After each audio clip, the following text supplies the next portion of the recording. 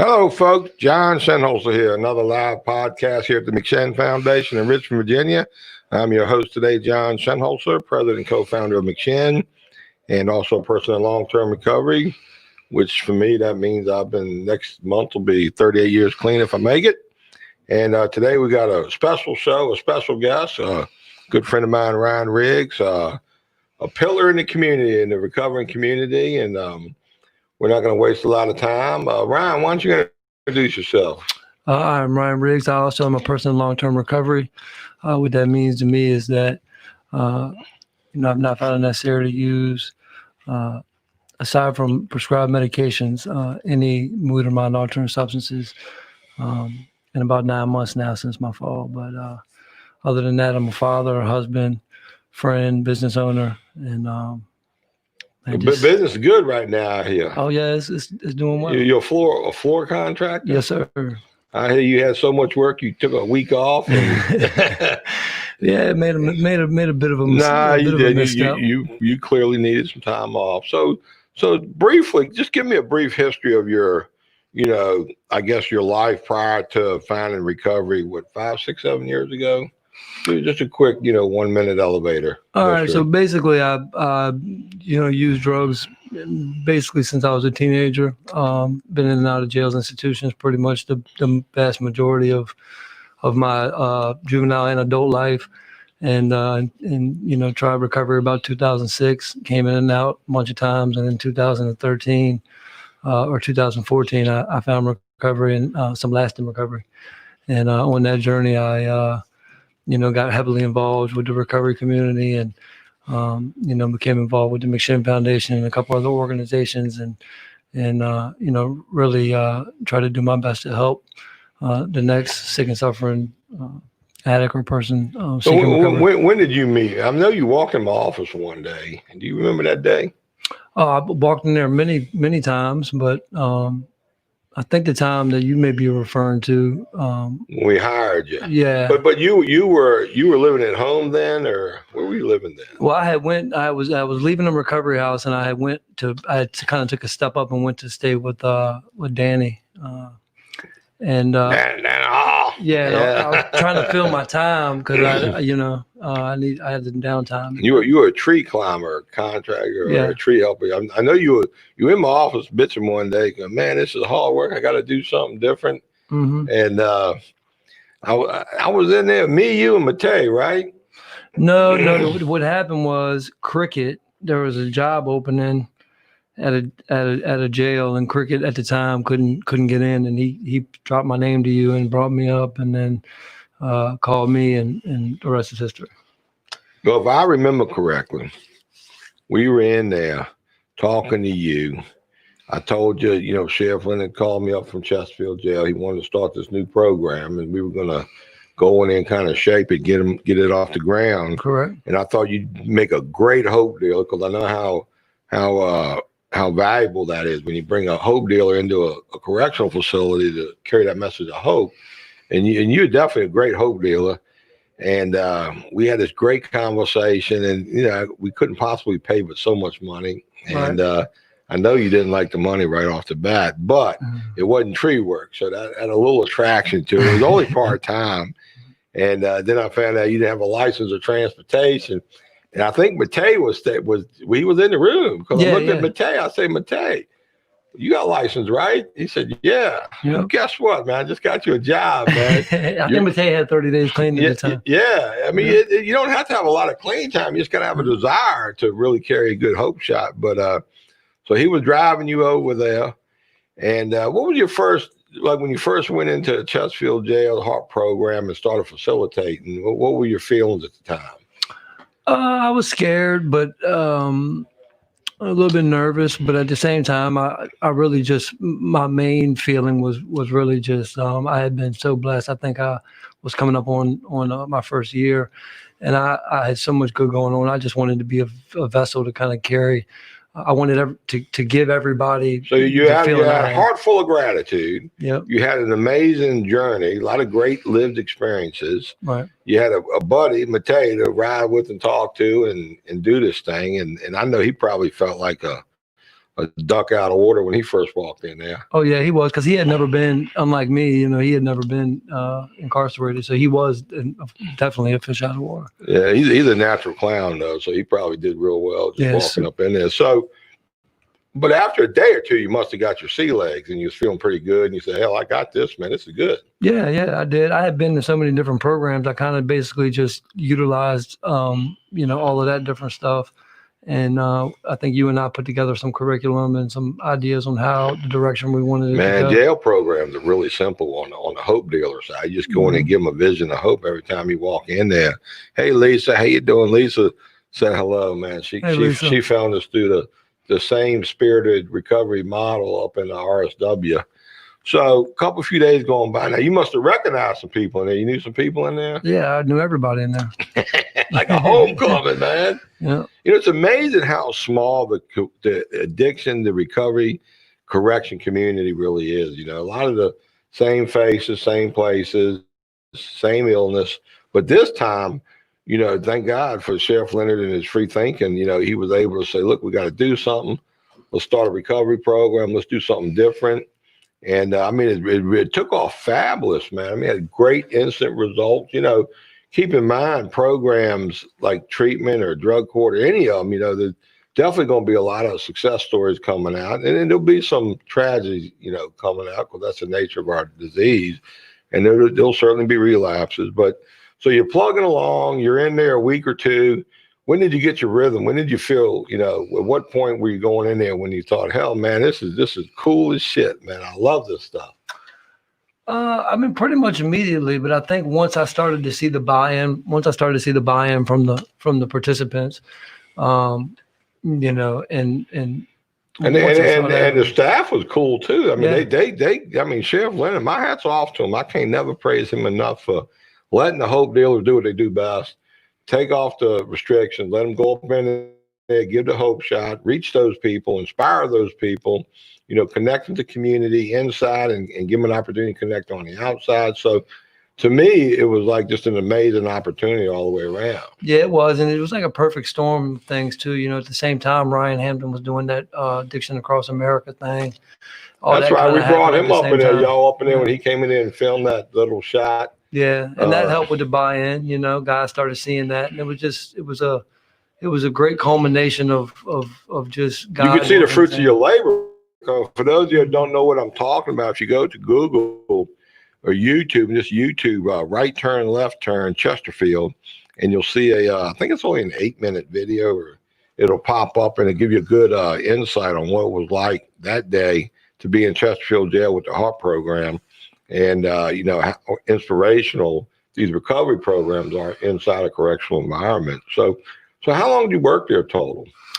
I think I was there for the first 18 months. I was pretty much me and Matei I started off as a facilitator, then we did some other stuff, and I became the corrections program, whatever, coordinator for there and for Pamunkey. And so I did for about 18 months or so, 16 months, something like that. And then, my life began to get better. And, by this time I had custody of my kids. And so your whole life came together. I want to hello, Kara. Glad you tuned in here. And Jill, we're going to get to your question in a few minutes. That's part of our topic today is fall from grace, so to speak, or a boost to a higher level of grace, however you want to look at it. So I do recall in the process, somewhere along the line, you realize, holy shit, I can't really live off of this. I gotta get a real job, make some real money. Right. And yeah. And so some of the connections I had made, I was offered a job working at a medically assisted treatment model addiction medicine facility. And so I came and talked to you, which is one of the hardest conversations I've ever had to have. But you were super supportive, and I left and went and did Man, that. I'm the first guy to admit when I lose talent, I get pissy right away. But then I realized McShin, we're just famous for creating great talent. We're a transitional company. People come through here, find out what they're good at. Because we can't never pay but so much money because we simply don't have it. But a lot of agencies popping up all around us, they can afford to pay a lot better wage. So anywhere in the Richmond community, it's probably got some McShin blood in a lot of these places, which we're very proud of, actually. But that's the way things go. Yeah, I definitely do that, man. It's still to this day. I mean, you're constantly churning out. We crank them out, man. So your year and a half there, you got your life together. Things are good. You got your wife, your kids.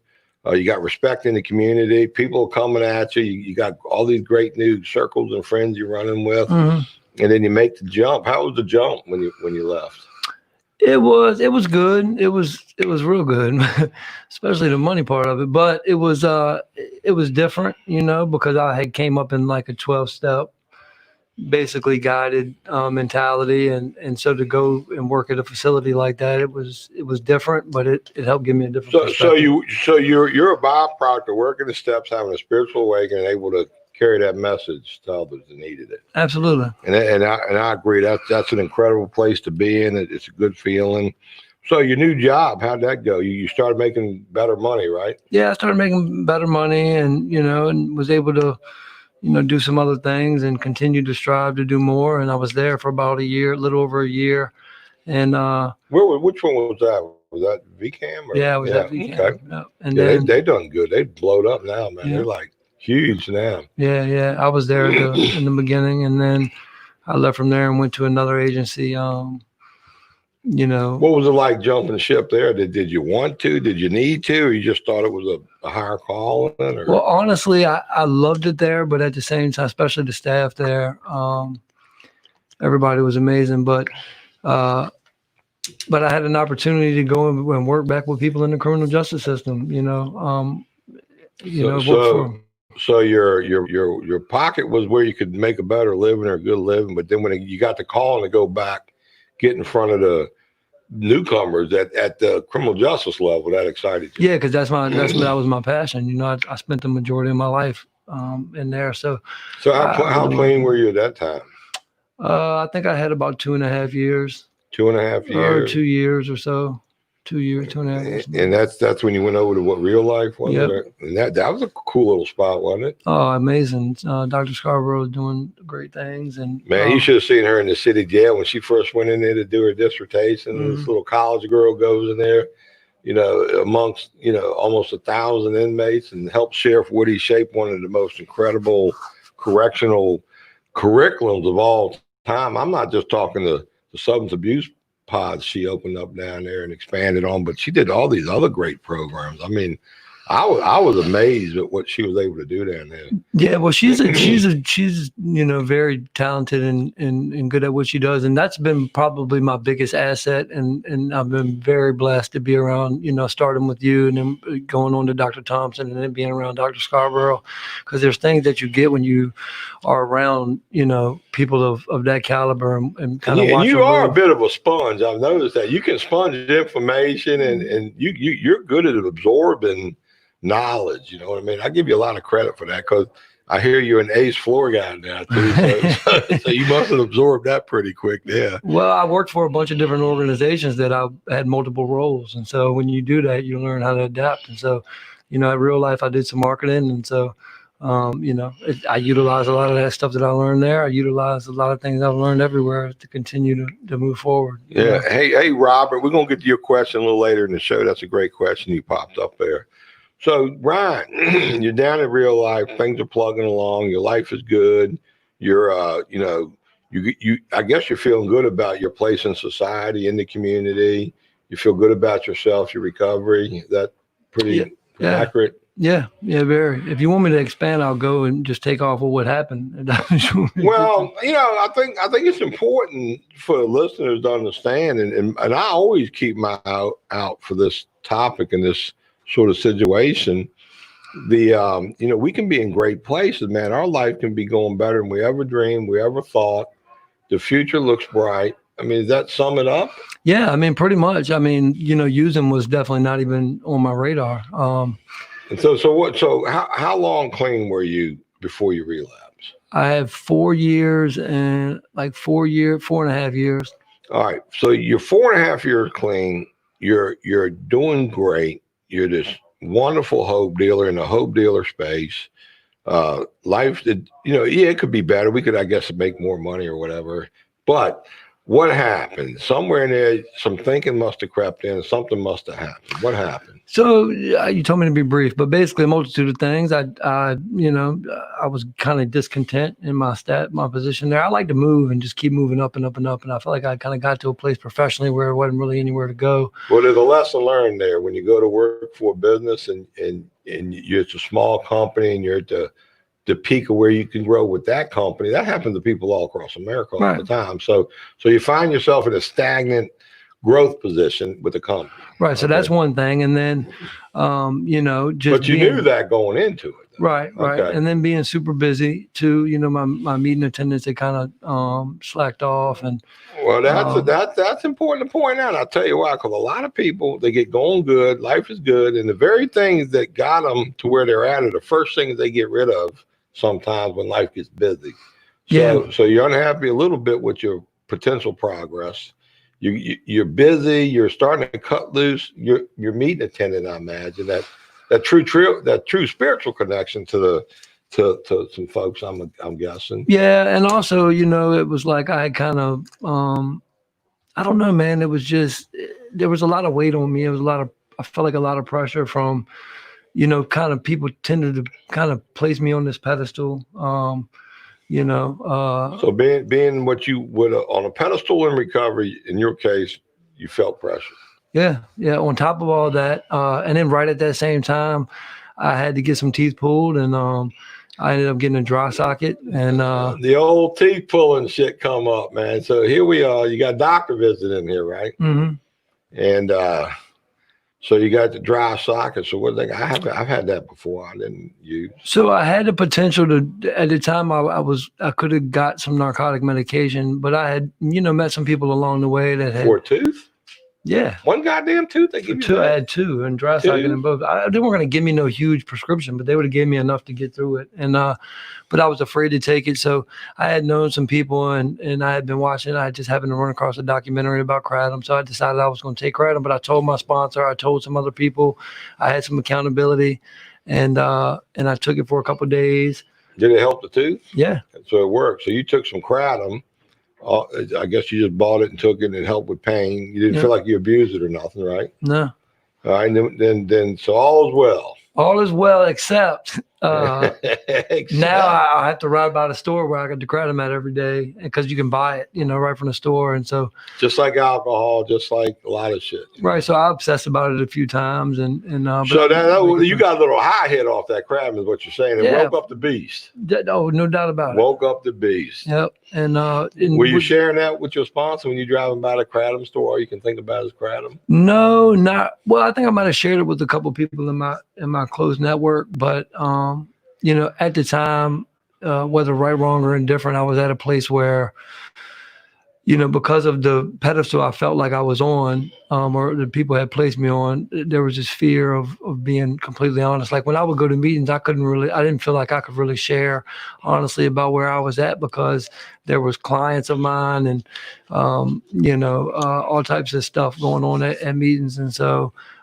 you had that whole dynamic. I'm not saying that is pedestal syndrome when you feel like you got shit going on that you can't share because you're not supposed to have that appearance to other people, that you're weak or some shit. So, well, not just that, but moving forward with that. So eventually I ended up hurting my shoulder playing softball, and then I took kratom this time and I didn't tell anybody. And so I did it without any accountability. And I mean, you hurt your shoulder, just like a little stiffness, or I was going to slide, and when I went to put my arm down, I jammed my shoulder real bad. And this time I took it, and I didn't tell anybody. So I guess that could be the beginning of the relapse, I guess. But well, I've hurt my shoulder before, and I didn't. I mean, really bad. I went and got what do you call them, the X-ray, and that other little. You go through the tunnel and shit. It was really painful, and but in the end, I just I never took nothing. Well, you a bad motherfucker then. No, I'm not, man. I'm just saying. You got real meds for real pain. But I think what I'm talking about, the addict mind, has a tendency to talk yourself into shit you don't really need. Without a doubt, there was. And this is the takeaway. Could I have made it without the medication? Yes, but like you said, it opened up, waking up the beast. And, that's exactly. And so then after that, I took it for a while, about a week or so, and stopped taking it, much longer than I needed it for. And then I didn't take it again for a few weeks. And then the shoulder pain go away? Yeah. Yep. And then now at this point, I got shame and guilt because now I'm working in the field and I'm doing something that nobody knows about. And I can't really talk about it in meetings because I'm afraid of it, because, and this is not to bash any type of program, right? But, it's supposed to be anonymous, but unfortunately, it's not always. And so I couldn't. So in your mind and heart, you felt you lost your clean time. I did, but I felt like I couldn't really talk about it because every meeting I was in, there was somebody that was somehow connected to my place of business. And so I was dying to talk about it. And I talked about it with a couple of people close to me, but I couldn't really share about it publicly. And so I felt that going back, would I have done something different? Of course. But at the time, this is just what was going on in my head. And so, I've been around a long time. And when I got something I really need to share, I'll go to a meeting I've never been to before where I know there ain't going to be nobody there. So, lesson learned there too. If you feel like you can't share something in a particular meeting you go to, regardless of where you work, go to another meeting.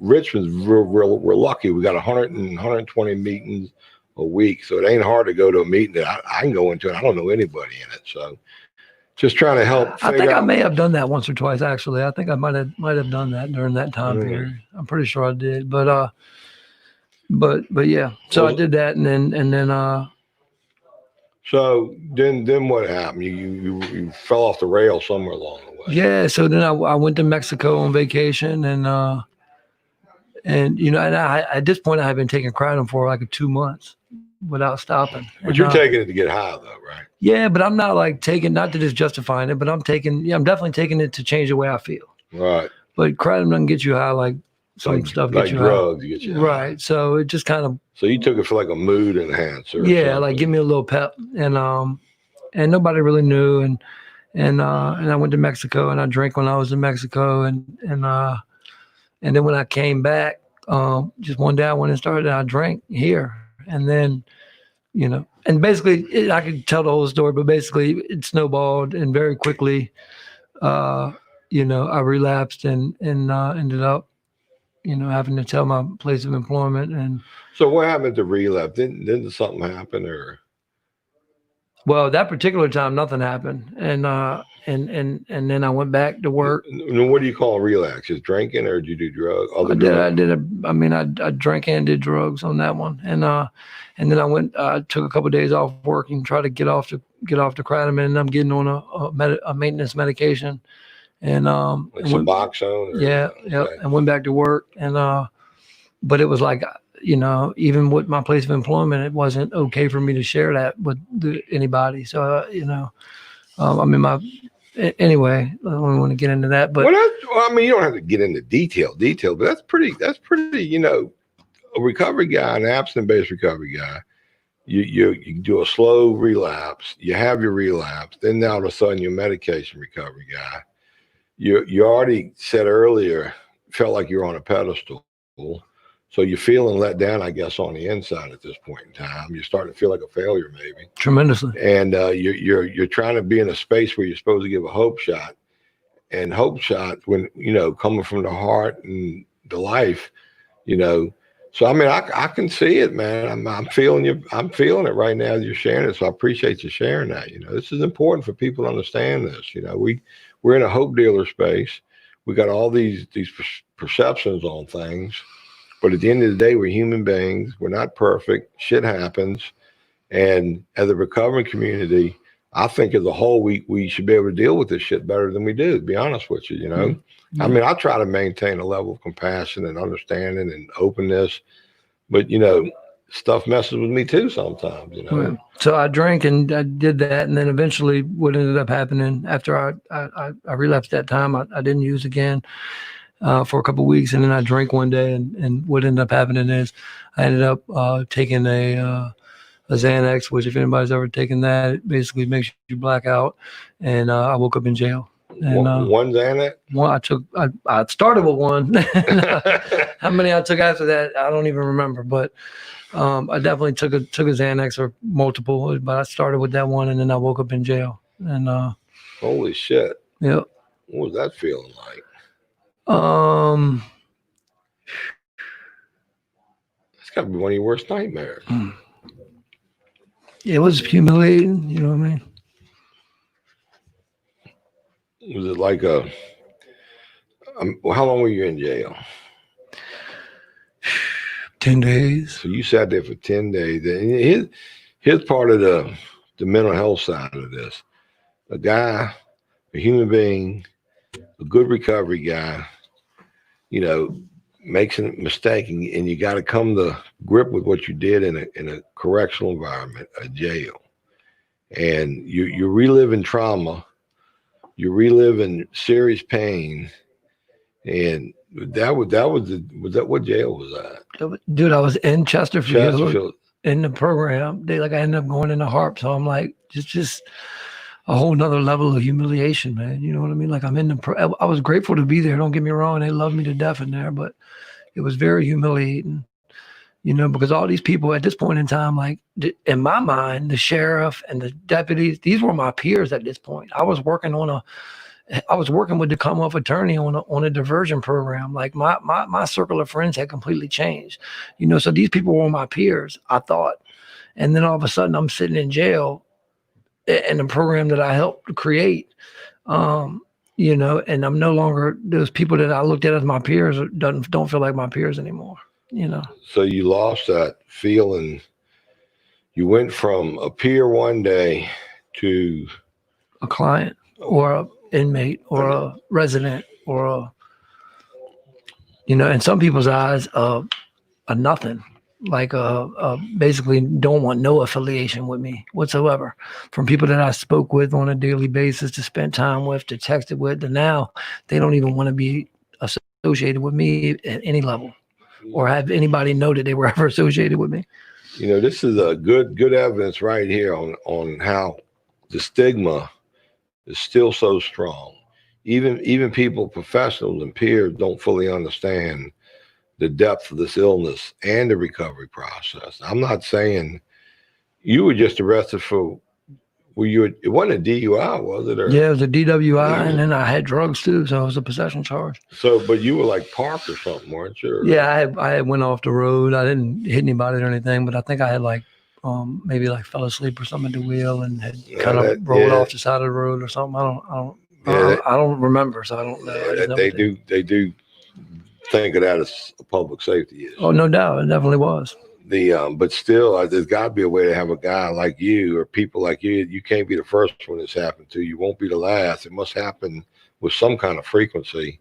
You know, maybe part of your future mission might be how to come up with some, techniques everybody can use under these circumstances. You know, to try to maximize the outcome of your recovery capital, not beat a horse while they're down, so to speak. And that's what you felt like, right? Oh, no doubt. Yeah, definitely what I felt like. I mean, and you know, man, but you got to think though, at that time too, it's like a lot of self-centeredness in that, you know, because I'm feeling so down about myself. So of course I felt, you know, outcast, and I felt, you know, looked down upon, and you know, I tell you, probably the most devastating thing was, well, there was a number of them, but, you know, doing as much as I thought I had done to try to help, like there were people that I helped numerous times that were just dogging me, man, you know.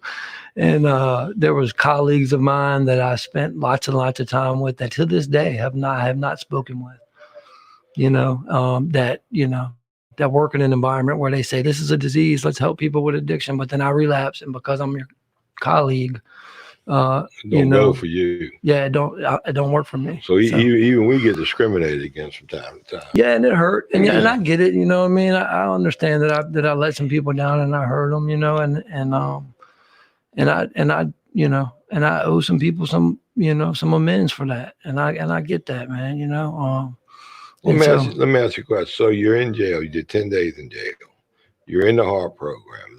The program you was the hope dealer in, and now you're a participant. Mm-hmm. And you said a lot of people loved you, cared for you, so you did get some love when you needed it. I did. But there were some other people you would have hoped to gotten some love from that you didn't get. That's correct. And but you must have ended up in court at some point in time. I did. I ended up in court and to try to get a bond, and they denied my bond and said that the lady's fighting tooth. And so this prosecutor, they got a special prosecutor for me because the Chesterfield Commonwealth Attorney's Office couldn't prosecute me because of my relationship with the current at that time prosecutor. So they brought in a special prosecutor from Richmond, and she is just going in on me. She didn't want to hear about your successful track record and how this is just an isolated. The sheriff went in there and talked to her and said, I don't know if he talked to her, but he was at the court before I went in, and she was aware of who I was and what my background was, and she didn't care one bit, and she still doesn't to this day, despite the fact that I haven't given one positive urine screen. I've done everything they've asked me to do. How long ago was that? That was 9 months ago. So back to the courtroom. And I'm glad you're doing good 9 months later for sure. So you're in court.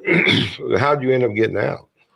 I was bonded to true recovery, but they almost didn't want to let me. So just give me a second to decide this, right? So when they were going to send me to a recovery program, I had, David Rook was there to help me, and say that I could go there.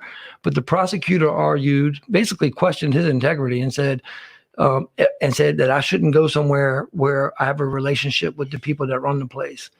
At that time, I had a relationship with you guys. I had a relationship with everybody. Yeah. So what was I supposed to do? Stay in jail forever because I have a relationship with people that are service providers? So it took some fighting, and really she wasn't going to let me out. But I asked, could I speak? And I said a few things, and I begged her, let me go home. At this point, I'm a homeowner. I have a family. You got wife and kids at the house with your house, and you still got great work potential, whether it not be where you were, but I mean, you are a useful, productive member of our community. Yeah, no doubt. You have one shitty decision, and now that they're threatening your freedom for a long period of time. Yeah, they do, and it was hard, but they let me go, and then I had to stay at True Recovery, and just recently been recently released from there. So now I'm back home, but there's so much to cover there. But yeah, they I just don't think that they understand. Not the courts don't fully understand or grasp really what addiction is at the level that RCOs and people in these environments do. I don't think that they fully understand. Well, corrections have the habit of throwing the baby out with the bathwater. Mm-hmm. That's an old expression I learned years ago. You're right; they don't understand. Somehow, while we're doing our stigma reduction, our education, we should probably include, relapse in there or incidences such as this. Because, I mean, on one hand, it's a terrible thing what you went through and what you had to go through, what you're going through. On the other hand, they're looking at it like the public safety piece. Thank God nobody got hurt or killed. But then on the other hand, it was likely you weren't going to do this in the first place or weren't going to do it. I mean, there's a lot of thoughts goes through a lot of people's minds, Well, the argument that she made was the prosecutor is that if I ever get, her argument in court is, well, what happens if he decides to get behind the wheel and use again? And he could potentially be a danger. But with that logic, I would be in jail for the rest of my life because at some point I could possibly use again. As with everybody. But you hadn't had a new charge of crime in almost 5 years, right? Or when was the last time you were? Dude, I've been fully restored, got my gun rights back and everything. Right. When was the last charge you had before that one? 2013. So that's like 6 years. 6 years. Yeah. No, 7 years. 7 years. I'm sorry. Yeah. See, they were treating you like your old self and not treating you like your new self. Dude, she literally went through my record and went through in the bond hearing and went down every charge, which I got like 5 pages of charges, and went down to every charge and said he was charged with this at this time and this. But she stopped at 2013. Now I didn't have an opportunity to speak, but that's what they keep doing is they bring up my record and they bring up my past, but they stop when I got clean, Well, right? But they don't bring up what I did from that point on. That's your lawyer's part, I guess, to do that. So right, but even when he brings it up, like it ain't don't make much of a difference. They still look at it. They want to count my past, but they don't want to count all of my past. I don't know why they just couldn't let you do like a GPS or one of those monitors and send you home. Why'd you have to go to a recovery house? I mean, what was the logic there? Their logic was that I was prone to continue using, and that that I needed to be in some form of treatment in order to be out of jail. So what do you think your family, what were they going through during this period? Man, my wife was going through it, man. My wife, my kids were very scared. My youngest daughter, she never, seen this. My other, my 12-year-old, she was been through this so many times, with me and my mom. Just so she was, crushed. My wife was trying to hold everything together, and yeah, man, it's a very, very trying time. A lot of trauma ripples through the family. Yeah, no doubt like about it, man. My daughter, man, she, my 12-year-old, she's still having like some, some do you think the prosecutor thinks what they're doing to the family at this point? When you're in the courtroom, they're looking like, okay, there's a ripple effect. Yes, we have to worry about the public safety with the car wreck, but this man's got a wife, 2-3 kids, career. Do you think they consider that, or? No, I honestly believe, this is just my opinion, and it could be for me being bitter, I don't know, but I honestly believe that a lot of times in court, it has nothing to do with public safety or nothing to do with any of that. It has to do with, I'm on this side and you're on that side, and I'm trying to beat you, and you're trying to beat me. And basically anything in between, the actual, family members and the actual offenders are just chess pieces in the game of who can beat who. That's what it feels like. Wow. So what was it like over at True, staying there? Was that, what you needed? Was it good? Of course, man. It was great. It was great. David, I'm very, very lucky to have, friends like David, man. So he's one of the guys that stood up, embraced you, displayed compassion, understanding. He did, but I tell you, it hurt a little bit because once they questioned his integrity over there about being my friend, then he had to kind of take a step back from me. And me and David were close friends, and I think we still are, but our relationship changed because, as my relationship did with a lot of people, because he couldn't, in order to maintain his integrity, he had to, and not be biased, he kind of had to take a step back and a hands-off approach, and that shit hurt, It hurt when you go from seeing somebody and hanging out with them on a pretty much, at least once a month, if not more than that, to not never seeing them again, other than talking to them on the phone, and seeing them as in a place where they're in a position. Authority capacity, not a peer capacity. Right. Yeah, that is, I guess, one of the pitfalls of this industry. So how hard was it, walk us through the first few months trying to, I know you weren't employed for a minute, or you were worried about income. Yeah, I was. I went from, because I had developed bills that matched my income. I hate it. So luckily I had, put a little bit of money away, but that went through quick. And then I had a fundraiser that I did. And I really just did it because so many people had offered to help that I did it as a way for everybody to put the money in one spot. But I caught a lot of flack for that, by the way. But people dogged me for that one. But anyway, but yeah, I was struggling, trying to figure out what I was going to do with myself and, career wise. And, but me, I'm a go-getter, so I don't stop. So. Oh, you definitely, you ain't a lazy guy. That's for sure. Yeah. So now the first few months, I imagine you felt like some people may have shunned you, or. And of course, I'm sure some people love you no matter what. Yeah, but let me say this before I move forward too. Is I got on medically assisted treatment. Like I want to make sure that it's important to me to say that,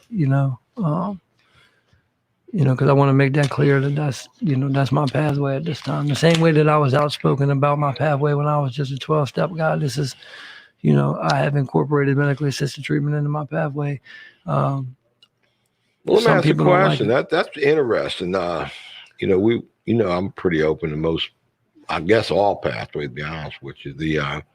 I'd rather see somebody take kratom than take methadone, to be honest with you. So, but you had a relapse. You relapsed on alcohol and Xanax, but yet you end up on Suboxone. I was on kratom for 2 months before. Oh, so it's okay. So you're taking kratom. So the Suboxone helped you get off the kratom in this case. Right. And that's better than kratom. I don't know if it's better, but does it matter if it's better if it works? Well, I mean, if money matters, I mean, I guess who pays for it? The Suboxone. I mean, I paid for it. I mean, don't Medicaid or you got insurance? I had Medicaid, but You got insurance now or something like that. I missed the point on that. We got to talk later. I want to find out what's out there that ain't got to pay for it. So, all right. So 3 months. You on kratom for 3 months? 2 months? About 2 months. So you went from kratom to Suboxone. I mean, I don't think people realize that. The stuff is out there. People will use one form or another, or they'll use another pathway to get off another pathway. I mean, that's we could have a whole another discussion on that one day. Right. Well, the thing is that I never envisioned that I would ever that this would be where I'm at. Like never in my wildest dreams, because medically assisted treatment never worked for me. I always used other drugs. Like I never thought this could be me, but at the time I was so desperate and I was afraid because I knew that dealing with the amount of humiliation, embarrassment, I knew all the stuff I was dealing with and I was facing at the time when I relapsed, that there was a high likelihood that I was going to use again. At the time, I couldn't have gotten a Vivitrol shot, because I had stuff in my system. So I made a decision to get on medically assisted treatment. And I'll tell you, to me, it was the right decision because not everybody agreed with that. But, the people that disagree with that are closest to me, now they understand that they think that was possibly, that it was the right decision. So you're 9 months removed from your relapse. Yep. And life is good. You're working again. You got good income coming. Your family's back together. Things are hopeful. Are you still attend meetings like you did, or? I do not.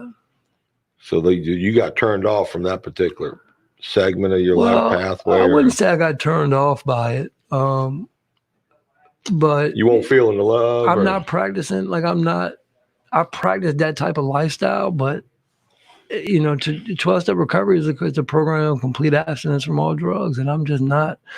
I take a maintenance medication and I'm well aware of and it's not everybody, I know I have a lot of friends in 12-step recovery that accept me fully, but just from a program standpoint, they are specifically designed for people with complete abstinence. Do you miss the camaraderie, the connection, the events, At some level, but I've developed a lot of friendships through my years clean where I utilize those friendships. Like everybody in my life today are people that I built, and the relationships that I built as my recovery progressed for all them years. Like people might look at this relapse and say, hey, you've been in recovery for 9 months. Like I don't look at it like that. Like I had a relapse and I've been clean. I have been clean again for 9 months, but I have been in recovery. Even before the 4.5 years that I had been in and out of recovery.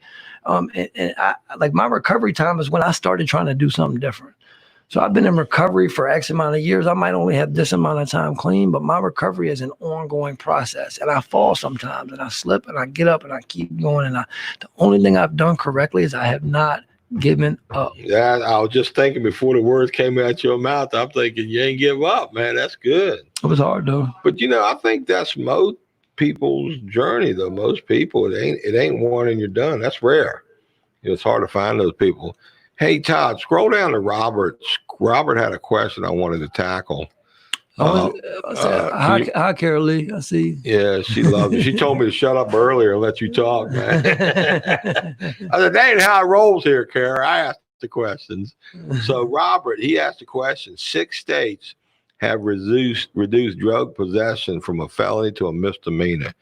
Do you think the loss of the stick of the threat of a felony record would prevent people from seeking drug court or other treatment? What do you think about that, Ryan? Hold on. A lot of guys go to drug court because they get a felony or they're threatened with a felony. And now that states are starting to reduce, user amounts to a misdemeanor or possession to a misdemeanor instead of a felony, so apparently some of the drug courts are worried they might miss out on some participants. But Robert, I think drug courts, specialty courts, mental health courts, multiple pathway courts really should be open. And we need more of them for people at any level of their addiction, whatever they respond to, whether it's a misdemeanor, a felony, threat of jail time or whatnot. So yeah, I mean, I think that, yeah, of course, if people aren't facing, a felony charge, and of course they're going to drop from going into drug court. But the key is to have other resources available in the community, other capacity other than drug court. Right. It's not a one size fits all, thing. And I think one of the big things I noticed in my time of working in this sphere is the competition between different service providers, man. Like, we got to get out of the way of that, man. And not just, every avenue every pathway and every avenue that we can have to help people is valuable. It doesn't matter what it is. It's not, the one thing's not for everybody, but you never know when the person's going to walk in the door of a drug court or RCO or whatever, and that might be the time for that individual. So it's just important that we have it available for them. Yeah, that cousin Joel I see on there down in South Carolina, wherever you live at. But so you're not a big fan of how, I'm not going to say all of Virginians, but Virginia, we do have I think if you count them up, I'm not saying they're all utilized today, but there's over 70,000 correctional bed capacity in Virginia. But I swear I cannot count 1,000 tax-funded treatment center beds, 28-day beds. I don't think we got 1,000 in the whole state, but yet Sheriff Wade, when he did a survey, 87% of his population was in jail related to addiction in some form or fashion. I mean, I think there's a lot of disparity between the correctional bed space and the treatment center space. And even then, case in point, how valuable recovering communities are and sober living is. Mm-hmm. I mean, I think that's where Virginia can make hay at right there. You build up those recovery residence capacity. I know in Richmond, we probably got about 1,000 recovery beds if you add up everybody's recovery organization. Yeah, I mean, I think it's definitely valuable to have more beds and more resources available for people on the street, and not. But I mean, this is not going to be popular for me to say, but but at some level, I think utilizing the correctional system for what it is, it can be beneficial too. I'm not saying keep people locked away for long periods of time, but man, who's to say what would have happened if I hadn't went to jail? As much as it hurts and as much as I hate it, and I'm not advocating to send people to jail, but I needed that reminder. I needed that to get in my way. Yeah, because man, like, I almost got bonded out, and they stopped it, but I was on the way to get bonded out. But man, thank God I didn't, because at the time, the humiliation and everything I was going through, I just would have went. I'd probably be dead right now. So earlier in this very hour, you was showing not a whole lot of love for the prosecutor, but now you're like kind of grateful that it panned out the way it did. Well, I think I got some resentments, man. You know what I mean? So I guess so. I'm happy that I'm not happy that I went to jail. Of course not. And with them, it's more so the humiliation. It's more so the way that they treat me in there. But the dehumanizing of me as far as the prosecutor. Well, that's a problem with corrections in general. Most of our people, those suffering from mental illness and substance use disorders, last thing we need to do is be reliving traumas in a correctional environment. So I think that's a big area of need, is to humanize the recovery experience in corrections. And I think Sheriff Leonard does a great job. He does the best he can with what he's working with. But if I was saying earlier, what I was trying to say, maybe we could add content to these programs, so when recovery people find themselves back up in there, maybe help create some curriculum that will reduce any further harm or traumatization, but at the same time take advantage of the opportunity to retool some info. I agree. And I think that and I've seen this throughout my journey in the different agencies that I worked at. And if I'm being honest, man, if you work in this space and you relapse, there's no space for you. Like at most places, you're fired, you're let go. There's not a track of, okay, how can we get you back? It's, you might be able to come back if you go get yourself together. Not like where if I work for another organization, say I work for Philip Morris and I was to go get a DUI and a drug charge, Philip Morris would give me a leave of absence and send me to treatment. And then I would come back and I would be at work. But for some reason in this sphere that we work in, where we know more about addiction than most people, when a person that works at a service provider relapses, if not more than half of the time, they are let go with no perspective of what the future looks like for them. But you weren't let go the first time. It was like the second time, or when you got locked up. It doesn't matter if it was the first or second time. There was no recourse or avenue of what it might look like to have me back. In fact, it was. Well, I got a little input. I do know, I'm not going to call him out by name, but I do know a CEO of one of the most well-known treatment centers in America. He did get a DUI, got arrested, and they kept him on, and he's still there today, many years later, in recovery, doing great. In our space, when we relapse around here, I guess we're under a bigger microscope. Next thing you know, you got prosecutors and judges and POs and tax-funded agency leaders going, well, what are you doing letting people run people who are trying to get clean, So you say, okay, the stigma wins. Mm-hmm. Pretty much. All right. I'm not saying that's got to be our future, but that's the way it's looking right now, But I think we're giving a few people a few chances around here too, So that's an area I guess we need to look into more. And you got great experience in coming on this podcast. This is one of the most valuable podcasts we probably ever had. Yeah, I think it's. I didn't say that to bash anybody because I honestly believe that people are doing the best they can. But like you said, man, the stigma associated with relapse, especially from a service provider perspective, is exactly what you said. It's, well, people are going to know now that this guy that was working for us would use. God, what are they going to say? What are they going to say about us? What does that say about us? And so we've sent guys to court to advocate for people, and the Commonwealth wants to rip our advocates apart because they might have a PO officer. Oh, they do that to me every time. Yeah. When I used to go to court to testify for people, they would end it with, have you ever been convicted of a crime that involved theft or dishonesty? Yeah, to try to bash me. But the good thing about recovery persons as court advocates is we lay all of our stuff out there, so you can't attack us because we're used to playing. That's true. We are game. Pretty transparent. Right. You got that right. I had Scott Miles actually came up to me. I think it was Scott, or it might have been the prosecutor, came up to me after I testified one time, and he said, "One thing I love about you guys is they can't." They can't attack you. Ain't no secrets, baby. Yeah, you put it all out there, Maybe you need to run for office, man. Oh, no. Come on, man. No, I'm out of the public sphere, man. I tell you one thing I learned from all of this is the more public, that my recovery was, and I had kind of put myself in this position to kind of be the voice or try to be a voice for a group of people. When I fell, it was a lot of humiliation and that stuff surrounding, and a lot of pain and stuff. So today, just for me, I'm not saying it will never happen, but I choose to not put myself in a position to be on no type of pedestal because the fall was hard. So I think one of the founding principles of the 12-step program is humility, and they actually talk about that. Avoid, pedestals and whatnot. So well, and you're not going to know this lyric, but most people won't. They're probably watching. But Kanye West got a lyric. He says, it's hard to be humble when you're stunting on the Jumbotron.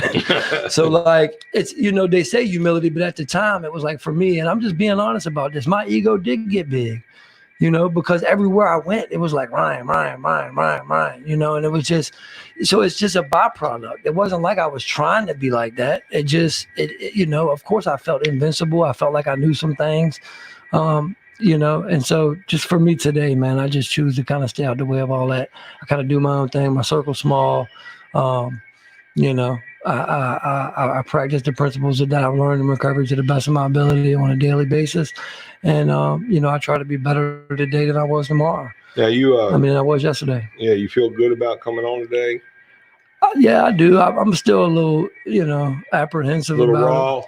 feeling it? Yeah. Maybe sometime in the, future I'll be able to. I'm still dealing with a lot of pain, man, because, like I said, a lot of the people that I consider, I had some people that I consider friends and allies of mine that I honestly haven't even spoken to since everything happened. Not by my choice, but by their choice. And so, So you think there's some people out there you'd like to rekindle, relationship with, or you feel like they should not treat you like you got the plague or something? Or... Yeah, I mean, because at the end of the day, like I need people. Like a major part of my recovery is the social part of it, and so. Like I need them people in my life. I've learned to manage and get by without it and develop deeper relationships with the people that are closest to me. You go to church or anything, or? I don't, man. I don't, but I literally do not hang out with anybody and they're not in recovery. Like I just don't. You just don't go to the meetings you used to go to? Well, because of COVID and everything, I'm not saying I'm opposed to going to meetings, but I would bet money I'll see you strolling a couple meetings in the future, in the near future. Right, but why would I want to go to a place, right, where I'm considered? Because they don't have an opinion on outside issues, man. Yeah, but why would I want to go somewhere where I'm considered a sub recovery person because of my choice to take a medication? But see, everybody don't think like that. Not everybody. We got staff here on MAT. I got people in my home group on MAT. I sponsor people on MAT. Do they pick up key tags? Would you suggest to them to pick up key tags? Absolutely. I took antabuse as a newcomer, and that's still MAT. People on Vivitrol, that's MAT. Well, I had somebody close to me, which really, I think the last time I went to a meeting was I had somebody really close to me say, that was, I can say it was sponsoring me, but we were in that lane. Yeah, some people don't think like I do. Well, he said, would you consider not picking up a key tag while you're on maintenance? I mean, don't make it about the key tag, And I was like, but I don't care about that. But what this person is close to me and I love him to death. You know what I mean? But it was like, if somebody that close to me has that opinion of me, then what does everybody else think? Who gives a shit, man? I'll tell you one thing. Well, you say that, but we all care what people think. Hey, I just made it clear. I sponsor people on MAT. People in my home group are on MAT. I got staff on MAT. If you take an MAT as prescribed and you ain't getting high on it and abusing it, as far as I'm concerned, that's recovery, baby. That counts, man. And don't everybody have to think like I do. And in the 12-step program I go to, they don't have an opinion on that either. Yeah. They got an opinion on abstinent from get high drugs, but not abstinent from medication that saves your ass. So, and people can argue with me. I don't care. That ain't up for debate for me. Me either. And I feel the same way as you, But at the same time, from a different aspect, I also don't want to feel like I'm infringing upon the singleness of purpose for a 12-step program. You know what I mean? So I don't want to be in there promoting my pathway in there because I don't want to hurt anybody. Don't go there to promote it. You ain't promoting it. You go in there to get a message of hope from the disease of addiction. That's all you're there for. Right. And help a newcomer. I don't go in there promoting anything outside of their own message. So maybe that's where some of the confusion comes in. Yeah, but so it's like, okay, this meeting, but don't talk about this. No, because it works how and why. I forget the page 198. Any topic that an addict needs to share, the topic for discussion in this meeting, So that's just individual people, man. But that debate will be around forever, I guess. Yeah, well, I don't know, man. I don't know how much longer we got, John. I just want to thank you. I needed this. I needed to talk about this stuff because I kind of been carrying it around with me and not really, from going to speaking pretty much in public spaces for the better part of a few years and doing it pretty frequently to not really talking about this stuff and kind of shouldering it on my own has been a heavy burden to bear. So I want to thank you for allowing me to. Man, I'll tell you what, I'm impressed you come on the show today. I'm glad you reached out to me. I'm glad you did what you do, man. I love you. I'm proud of you. I don't think no more, no less of you. I wish I had a floor job for you. You know what I mean? You got Cricket doing all that stuff. Shit, man. He tried to do a floor around here. He's like an old man. He could hardly bend over, man. Yeah, I didn't know the toll it took on your body either. Yeah. So, all right, gang. That about wraps it up for today. We're at the top of our hour. Appreciate everybody tuning in. God loves you. I love you. We wish you well. Until next time, more be revealed.